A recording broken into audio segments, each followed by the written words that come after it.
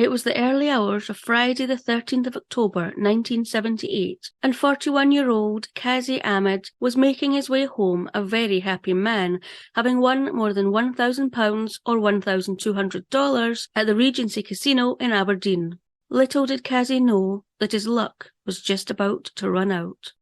Kazi Bashiruddin Ahmed was originally from Maulavi Bazar in Bangladesh, but had come to the United Kingdom around 1962, where he had worked in London and South Shields in England, Perth in central Scotland, before moving to Aberdeen in the north-east of Scotland around 1976, where he had partnered with 3 others to open the Raj Dalal restaurant in D Street, a 14-minute walk southwest of the city, which welcomed patrons such as Annie Lennox from the Eurythmics. Kazi had married Saida in Bangladesh, but the couple came to live in the United Kingdom around 1962. The couple went on to have 3 daughters, but around 1976, Saida made the decision to return to Bangladesh with their 3 children, but that Kazi would stay in the United Kingdom and send money home to support them and visit when he could, having last been able to visit his daughters and wife Saida in late 1977. Kazi was a quiet but friendly man and was described as being a good and fair boss who would regularly joke and laugh with his staff at the Raj Dalal.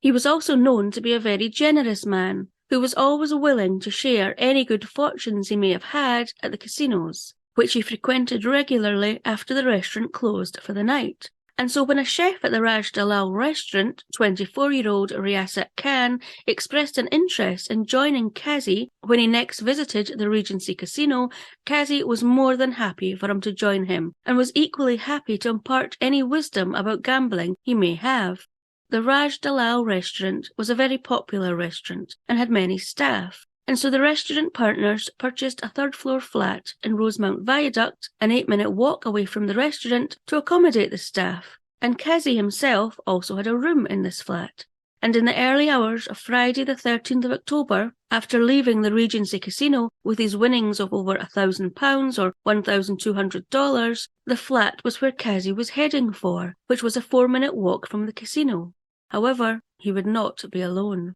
Kazi Ahmad's body was found on the floor of his room in the flat by concerned restaurant staff who hadn't seen Kazi for a couple of days and had returned from work on Sunday the 15th of October around 3 a.m. It was reported in the Evening Express newspaper on the 18th of October 1978 that Kazi had been found blindfolded, gagged, with his feet and hands tied, a wound in his neck, and that it was believed he had been stabbed, although later reports said that Kazi's hands had been tied behind his back and that his head had been covered with an item of clothing.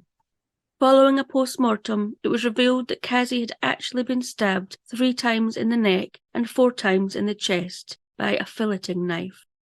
Following Kazi's body being found and the police becoming involved, a large-scale murder inquiry was launched, which quickly expanded outside of Aberdeen and became a nationwide search for his killer. Following the police making inquiries, speaking with the restaurant staff, neighbours and friends of Kazi, they quickly established that the chef of the Raj Dalal was missing, that Kazi's winnings were missing, and that the chef, Riyasat Khan, would regularly attend the Regency Casino with Kazi. And so, unable to locate Riyasat Khan around Aberdeen, and after speaking to local taxi drivers, it was quickly determined that he had likely fled Aberdeen by train. And so a nationwide appeal was made to passengers who had been on any Aberdeen to Edinburgh train on Friday the 13th of October to come forward with any sightings or information regarding the missing Riyasat Khan. This garnered such a good response from the public that the police quickly started concentrating their efforts in Edinburgh,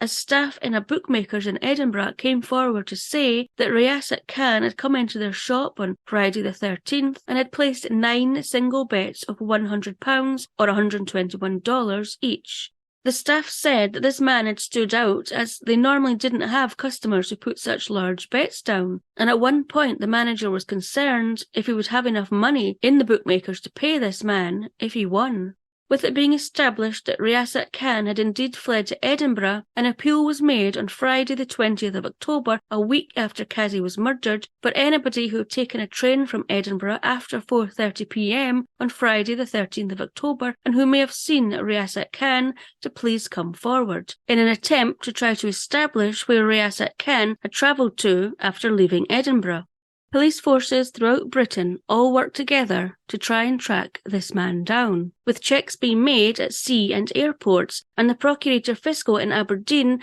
having obtained a warrant for Riasat Khan's arrest, and this having been distributed nationwide too, should Riasat Khan attempt to board a plane out of the United Kingdom, for example. However, despite police forces nationwide working together, including Interpol, and despite Riasat Khan being placed in Edinburgh and appeals being made around the country for anyone to come forward if they had seen him outside of Edinburgh, it appeared that Riasat Khan had simply vanished, and he wouldn't resurface again until May 2016, despite attempts being made over the years to locate him.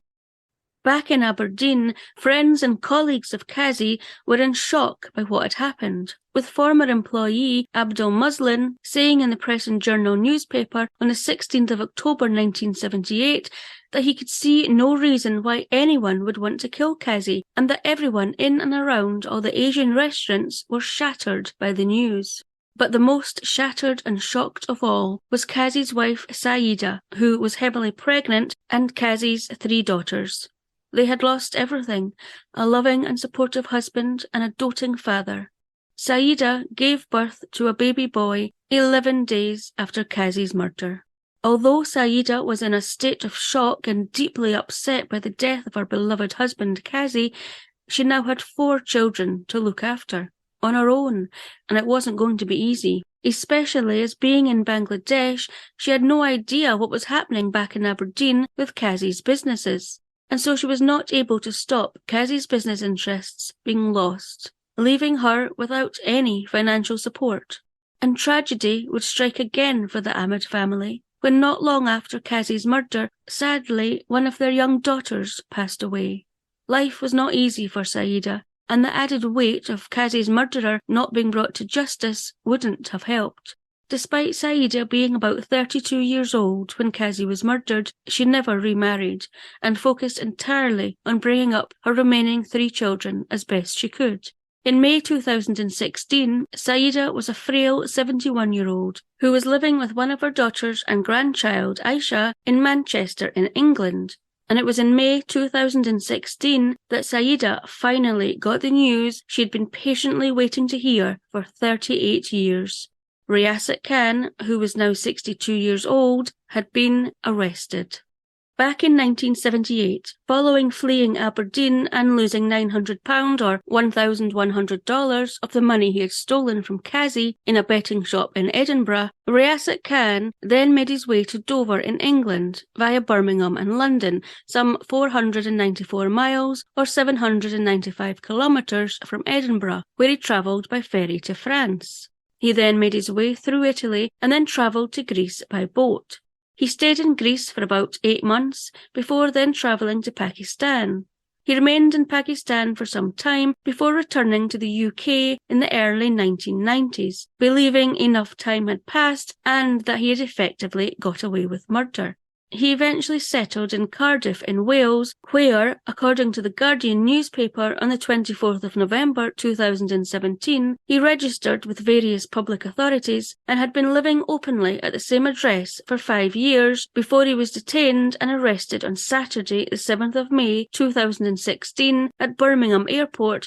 as he was about to board a flight to Pakistan. His flight was scuppered by a diligent police officer at Birmingham Airport who noticed that there was a 38-year-old outstanding warrant for his arrest on the system, which Police Scotland had ensured was still in place should Riasat Khan enter or leave the UK, following a review in 2014 of outstanding homicide warrants.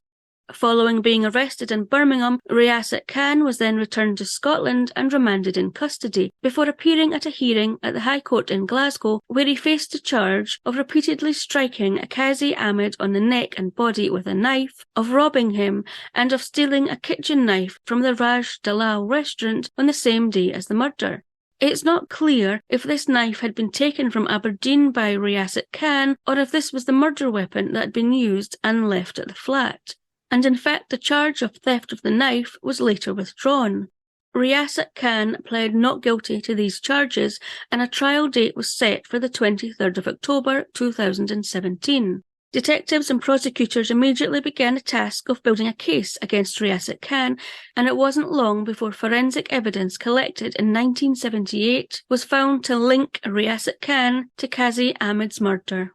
The trial began on Monday the 23rd of October at the High Court in Edinburgh, with Riasat Khan lodging a special defence of self-defence, and the trial lasted 5 days. Upon Riasat Khan taking to the stand, he tried to blacken Kazi Ahmad's good name by contradicting all other staff members who worked for Kazi and his friends, who said he was a lovely, generous and good boss, by saying, according to the Scotsman newspaper on the 12th of December 2017, that Kazi was a terrible boss who treated restaurant workers like slaves. He then went on to say that in the early hours of Friday the 13th of October, he and Kazi had had a confrontation when he refused to perform sex acts on him, going on to say that Kazi had paid him in the weeks before the murder for such acts. He said that he felt deeply ashamed for having had sex with Kazi, but that he needed the money to send back home. He said that when he had refused to perform these sex acts, Kazi had become angry, and he said he was afraid Kazi would hit him.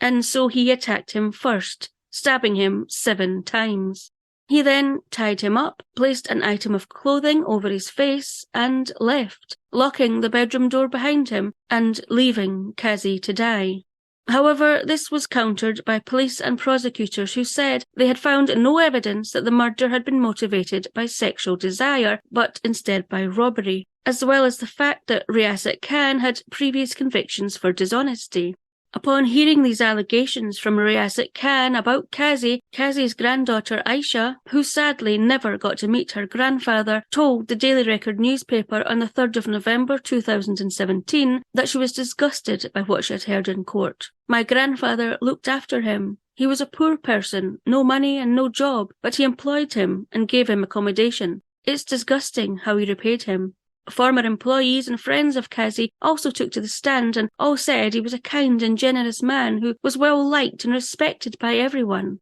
It turned out the jury also did not believe Riasat Khan's story of Kazi being a horrible boss and person who demanded sex from him, and on the 5th day of proceedings, the verdict of the jury was guilty.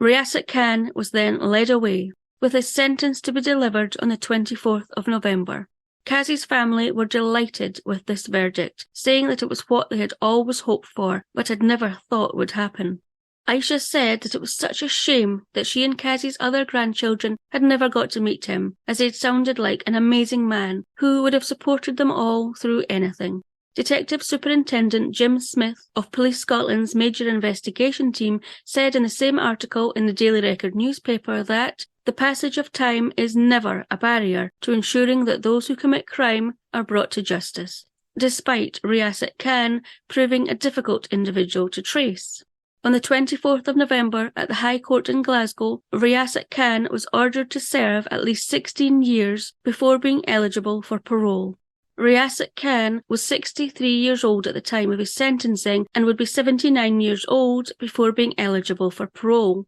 He had already lived the best years of his life in freedom.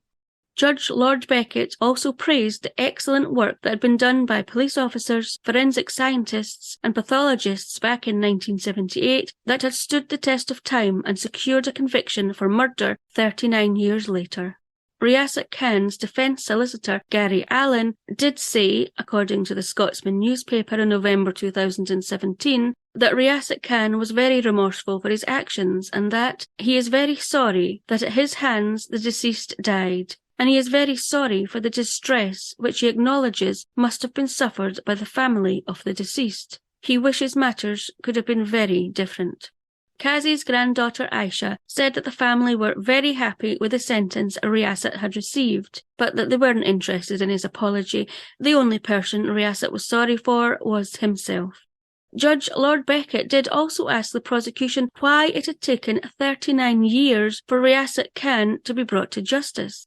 While the prosecution were unable to answer this question, it was stated that continual efforts had been made to trace him over the decades, but without success, saying that intel had suggested he had left the UK, and that a warrant for his arrest was in place from back in 1978. Judge Beckett then asked the Crown and the police to consider whether any lessons could be learned, with the Crown replying that they were very concerned about what had happened in this case and that any lessons learned would be shared internally and with their external partners to ensure continual improvements in all investigative areas.